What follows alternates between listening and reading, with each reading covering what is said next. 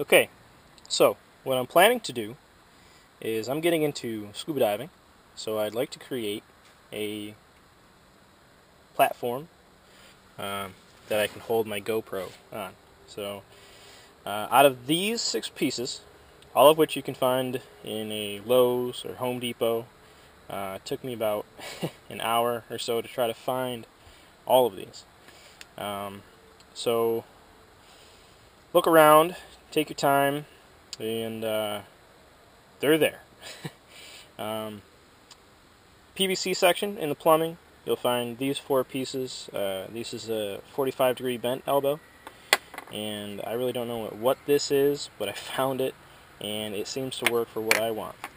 What I'm doing is I saw 2 great ideas online, and I put them together to create what I think is a better idea. And you know, we take video of this stuff because that's what we do. We want to share ideas, and you know, just for the greater good. So these 4 pieces you can find in the plumbing.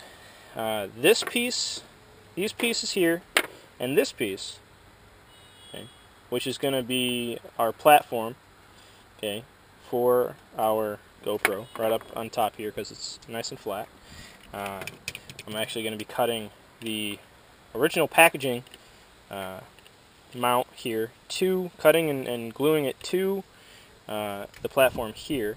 I see this being able to hold 2 GoPros here and 2 GoPros on the front side with the extended mounts, if you're that crazy about it.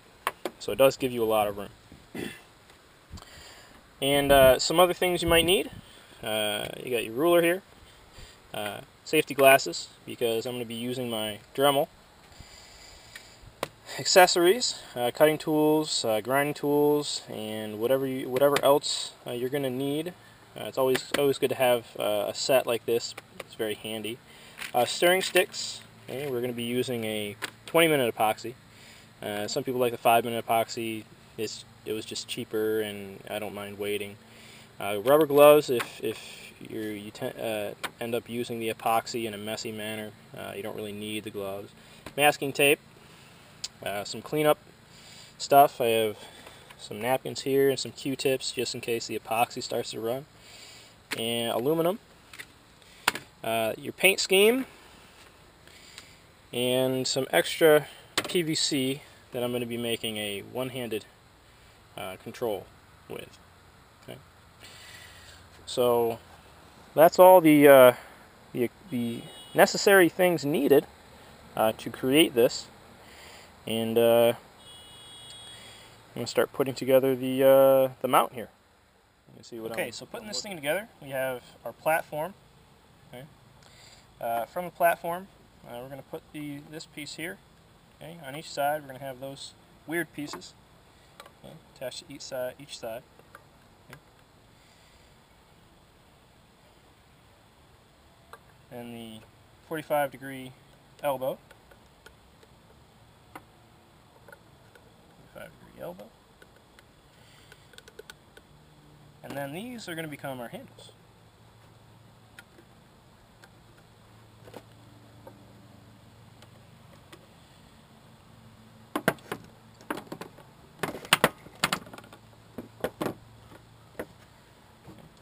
So there's kind of the gist of what I'm going to be doing.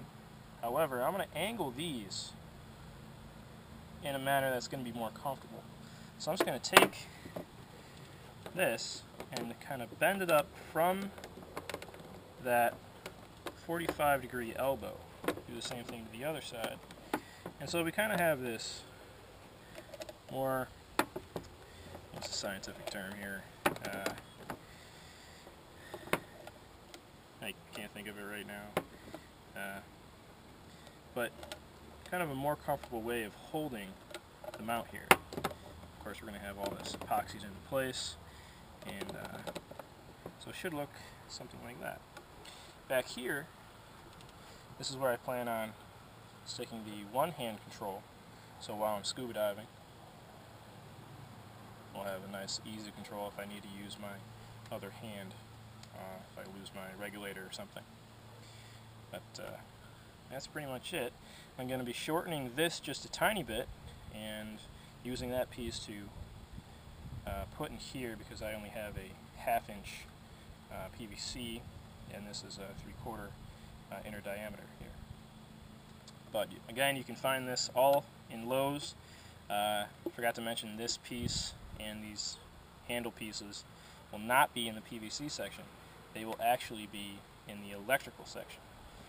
This is used for electrical work. These two gray pieces. Okay.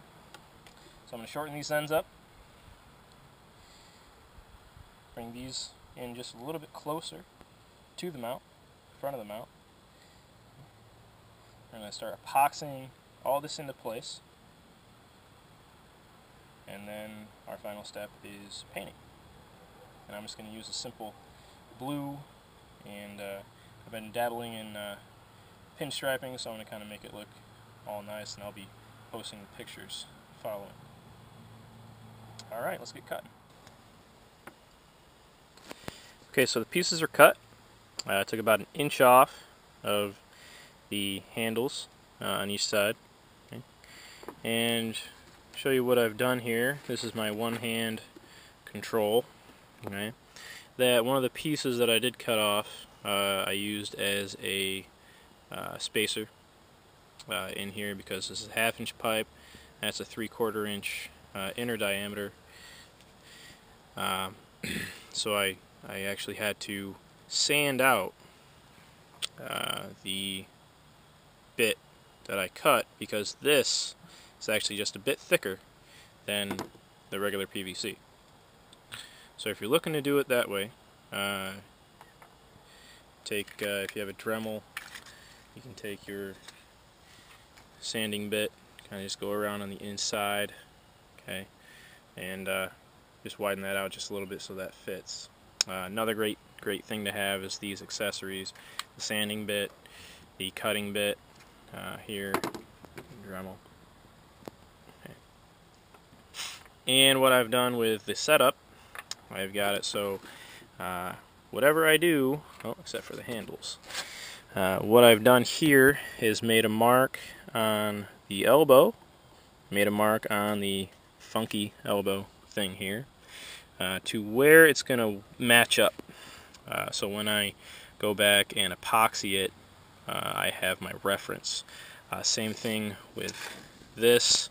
I've made a mark on the front mount and a mark on the funky elbow so that it matches up when I epoxy it, so I don't have to do any more moving or eyeing up. I've done the same thing on the other side. And so I'm just going to do the same thing here. Now that my handles are in place, mark it here and mark it here. Doesn't matter where you mark it, just as long as you match those up, it'll be in place of where you want it. Do it on the top here and on the elbow. Okay, and you can also do this as well. Make a mark here so you don't over push it in too much or keep it out too much. I'll do the same here, and I've already done it there. Okay, so that's our setup. Okay. Should look pretty good when it's all done. Now it's time for epoxy. Now what you're going to do, you can't just epoxy this right away. You have to rough up all of the connecting pieces. I'll put the camera over here. So now I can take this apart. Okay, there's my handle, there's my spacer, put those over here, that other one out of the way, and then you just take this apart.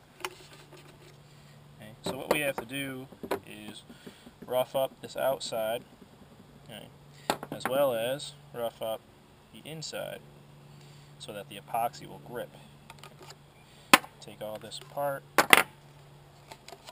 because now we have our marks to put them back together. Okay. So see all these marks, okay, don't get rid of those. Make sure that when you sand, you don't sand past that line. So, sandpaper, this is just 80 grit sandpaper. I'm just going to take a little bit off.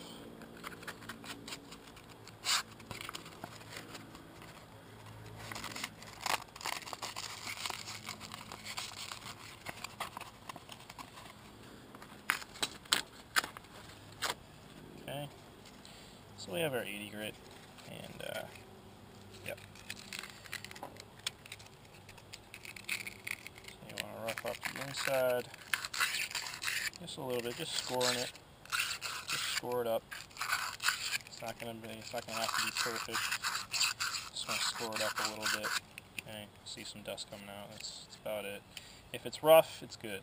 I'm gonna do that to the other side.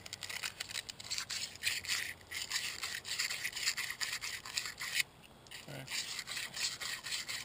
So that's an inner diameter. Okay, if it's rough, it's good. Right. And then the outside. Okay. Just gonna rough it up.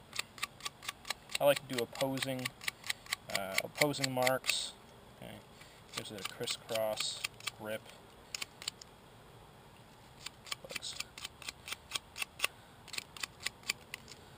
Okay.